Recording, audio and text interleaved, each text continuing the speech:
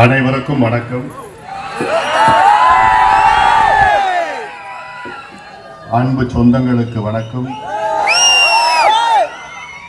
என் தம்பிகளுக்கும் என் தங்கைகளுக்கும், அண்ணன்மார்கள், சகோதரிகள், பெரியோர்கள், தாய்மார்கள், ஊடக நண்பர்கள், காவல்துறை நண்பர்கள், என் உயிரினும் மேலான அன்பு பாட்டாளி சொந்தங்கள்,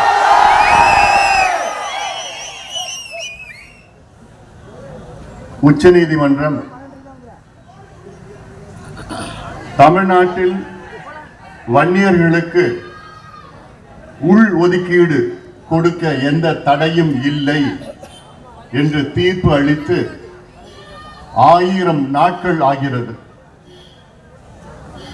இந்த 1000 நாட்களில் அதிகாரம் இருந்தும் அதை கொடுக்க மனமில்லாத திராவிட மாடல் திமுக அரசுக்கு மனமில்லை.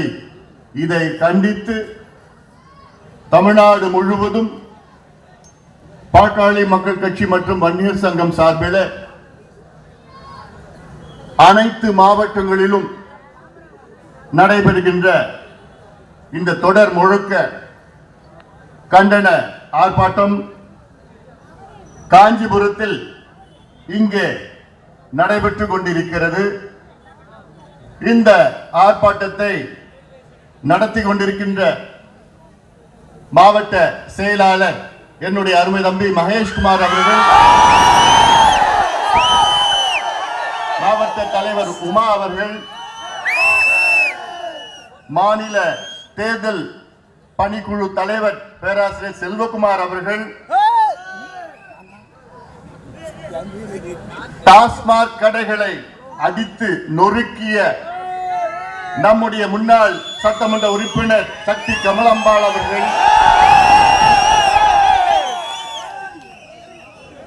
செல்வராஜ் அவர்கள், சரளாராஜ் அவர்கள் மற்றும் மேடையில் இருக்கின்ற பெரிய பட்டியல் மகேஷ் படிச்சுட்டாப்ல அனைத்து நிலை நிர்வாகிகளுக்கும், இங்கே கொட்டும் மழையும் பொருட்படுத்தாமல் எங்களுக்கு சமூக நீதி வேண்டும், அதை அடைந்தே தீருவோம் என்று எழுச்சியோடு வருகை வந்திருக்கின்ற என் தம்பிகளுக்கும் என் தங்கைகளுக்கும் மீண்டும் இந்த அன்புமணி ராமதாசின் பரிவான வணக்கங்கள்.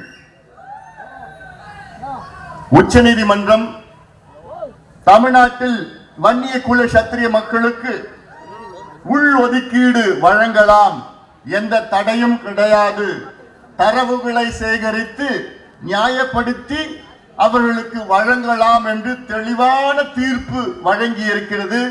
இந்த தீர்ப்பு வந்து 1000 நாட்கள் ஆகிறது. 1000 நாட்கள் ஆகியும் தூங்கிக் கொண்டிருக்கின்ற இல்ல, தூங்குவது போல் நடித்துக் கொண்டிருக்கின்ற